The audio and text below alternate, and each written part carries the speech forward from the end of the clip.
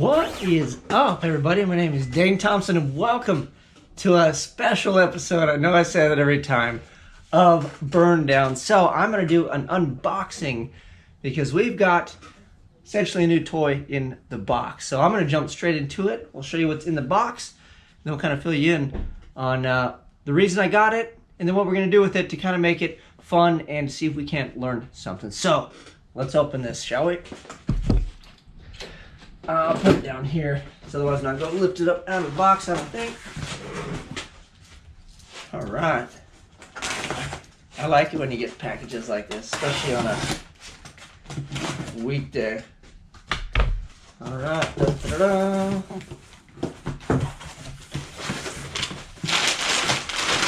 Oh, hey, I got a box inside a box.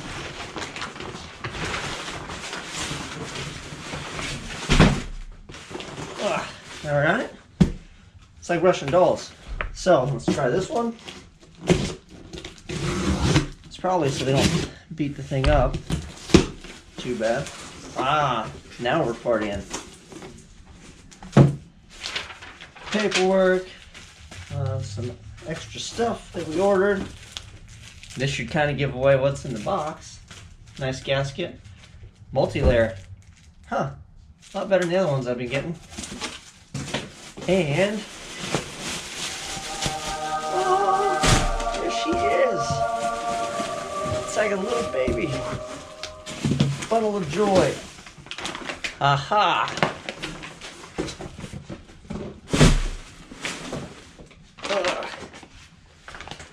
All right, we got ourselves a new turbo. So let me open it up. We'll set it down, and then I'll actually grab the camera and show you guys this bad boy. That way I don't drop the freaking thing. That would not be too exciting. Nor would stabbing myself with a razor knife. That wouldn't be exciting either. Ooh, look at that thing. You guys are probably going to be familiar with the brand, considering Soccer mechanics use these all the time, or this particular brand. It seems to work very well, and they have updated their stuff. So check that bad boy out. That is slick as all get out. Oh wow, look at that. She's ready for all the air, boys. That thing is phenomenal. So size wise, we are still a T4 flange, but it's seeing that it's only a 4-inch exhaust, which is funny because I think the inlet's as big as the exhaust on this. So this is, let me get the paperwork so I don't sound like a complete raving idiot. Here, I'll leave this off so you guys can see how awesome it looks. Oh. So this is a VSR VS Racing 85mm T4 125 with the SXE cover. I also got an oil drain flange to drain the oil, and then a 44mm. This is the wastegate standoff that you stick the wastegates to.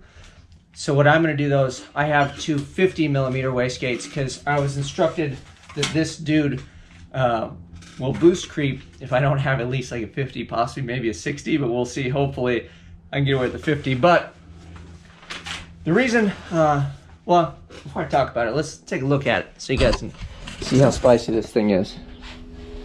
Check that bad boy out. So, and this is a size comparison. So these are the boys that are going on the Winnebago. Yeah, these are 60 something mil. 80 something mil. So a little different. Look at this, is the cap that fits over the end. So a little bit larger, although the outlet's not too bad. This outlet's only probably like a 3, maybe 2.5. So outlet's not terribly large.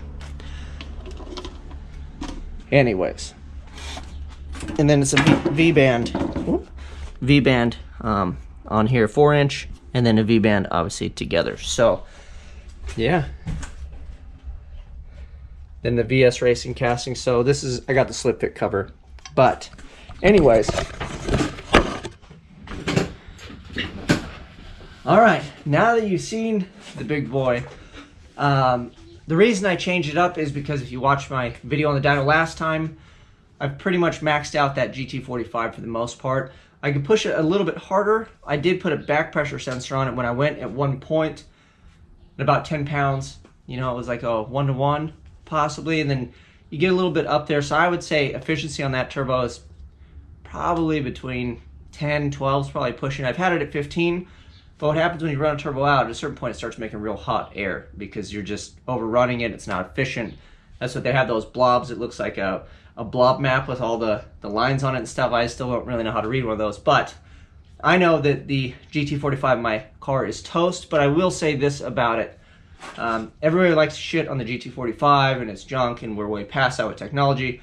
I understand all that stuff, but for the amount of money I paid for that thing, I paid 150 bucks, I think, shipped. It's done its job. I mean, if you were just getting into turbos, you don't want to spend a bunch of money. It has a T4 flange on it. You bolt it up, you get it to work. You can always upgrade, and that's what I would kind of plan on doing. Granted, I wanted to go with a big boy like a T6 turbo, but since my hot side is already plumbed for a T4, it's a lot easier to put a T4 turbo on and just call it a day than to upgrade my hot side and my cold side, because I'm going to make a cold side change on this.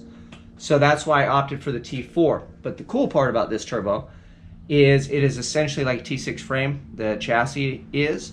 So I can take, that's a T4 hot side, I can take that off and bolt on a T6 or V-band it on, and then essentially I've got a T6 turbo with a much bigger exhaust housing. So I think that will be one of the tests I'd like to do. As far as what we're going to do with it, if you're wondering, this is Project Chernobyl right here. So I've heard lots of mixed stuff on the internet about hot setups. I've been very curious. I reached out to Lyle Barnett. If you guys are familiar with him, he has that Beer Money car. It was built in the 10K Challenge. He raced it on Fastest Car Season 2. We didn't make it to the finale, so I never got to meet the guy or inspect the car or anything. But once I saw it on the show, I was like, man, that thing, it looked sweet. And I'm like, I don't think that they could run on like methanol, like for the show or whatever. I think it was supposed to be like a pump gas type deal. I forget. There's rules that they gave us, but there's a reason I suspect he didn't have anything, because I'm like, I don't see any meth or whatever on here. Oh, I think it's single power adder. I think that was the rule for the show. So I didn't know if they would count meth, or I just asked him. And he straight told me that it was just hot setup, like almost 30 pounds of boost, and just sending that freaking 5.3. Same one that was still alive, and then he was racing and doing a bunch of other stuff with it. Same car from the show, 10K Challenge, all that stuff. Granted, they were making changes when I reached out to him. He said they're changing it to M1. But until then, they were just running E85. He probably wasn't running pump. I would imagine he was running probably good E85. But nonetheless, there's no intercooler, no nothing on that car. And I was like, man, if he can do it with that. Granted, those guys, you know, they've got a racing background. They go real fast.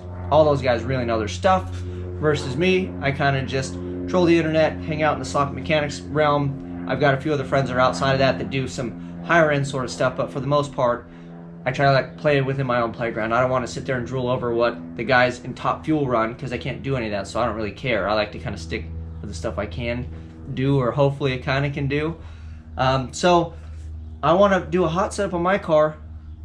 So first and foremost, to get that intercooler out the front, it's as far forward as you can get. My weight bias is crap in my car. It's a 60/40. So I'm really trying to lighten the front up, maybe even put a little bit of weight toward the back if I can shuffle things like how I move the battery. And then this will allow me just to go turbo to intake, done. No boost leak BS, no blow off valve, no nothing. We're just gonna stick a pipe from the turbo into the motor, and then we're gonna party. And I'm hoping if I can make somewhere around the same power. Granted, this isn't my first rodeo. The very first time I did the turbo on that car, I took everything off and just ran it straight in. I think I made 530 already with the GT45 and a hot setup. It was a cool evening over at the dyno, but nonetheless, I know it's possible, but I think with a more efficient turbo, I'm hoping to turn it up a little bit more. And if I could just get in the same ballpark I'm in right now, that's really my goal for this. If I could stay around the 600 mark at the wheel, minus all the shit from under the hood, just clear it all out, so it's just one pipe, super simple, easy. And then I think what we'll do is, I'll have to see. I think I'd like to just keep it pumpy 85, but I might get a little tester so I can at least test the 85. You guys let me know what you think. Or I was thinking I could do street tune, kind of keep it detuned for street pump 85 use. And then at the track, I don't mind actually buying like good 85. And I think that's cheap insurance to at least know my content is there when we're really trying to push the thing. Especially at quarter-mile pass. 8th mile's not so bad. Quarter-mile's a long way, dude. You shift into second, you're just holding that thing, wait for the finish line. So I think especially on my quarter-mile pass, good fuel possibly.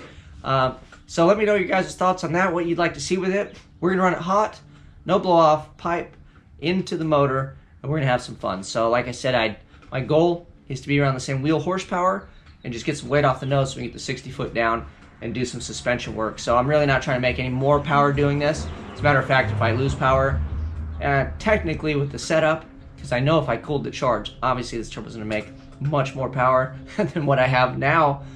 But I'm hoping since it's better and then we're restricting it by blowing hot air in, that we still kind of equal out. That's kind of the hope and the goal. And then if it's proven and the thing works, I just don't blow my motor to pieces. What I'd like to do is up it from the T4 to the T6 and not even make changes. Leave the same cold side alone, just change the hot side so it flows better, and then run the same test, same motor, same everything before we get into any sort of intercooler application. I have plans for that. I think at a certain point maybe we'll go water to air, but if it works well enough hot and I'm making good power and I can't use it anyway, there's absolutely no reason to load the trunk and hoses and a bunch of bullshit in my car if I can make 600-700 or whatever at the tire. The thing's now blowing to pieces and I can't put it down. There's no point. I mean, maybe on a quarter mile because you can really open it up on the big end and you could trap a lot faster. I get that. But ultimately, drag racing it's kind of in the 60 foot. We know how to make power. I know what we need to do and you turn things up to go faster kind of on the big end. My race right now for me is to get the front half of the track a lot better than the back half. Back half is easy. You hold the gas pedal as long as your spark and things aren't blowing out and your pistons stay in your motor. Pretty simple as long as the car's kind of straight for the most part, at least at the speeds I'm going right now. But the front half is really where the problem. And I have 0 tire. So I'm on a 235. We're going to stay with that. Probably change over to like 8.5 slick. And then I got those front runners. I'd like to just change all the tires out, go 8.5 slick, front runner, and just kind of come out swinging when we come back out of hiatus and see what we can do. But that is Project Chernobyl right here. So I am excited. This thing is so shiny. First new, well, I can't say that. I was going to say first new turbo. First nice new turbo, because it's still technically a Chinese turbo. But this is a second, third turbo I bought. So this one, yeah. I did have a Borg Warner though for my Maverick, but I bought that used and then rebuilt it. So anyways, that is it. I'm really excited about that. Thank you guys for watching. That thing is a monster. I gotta get back to work. I'm out.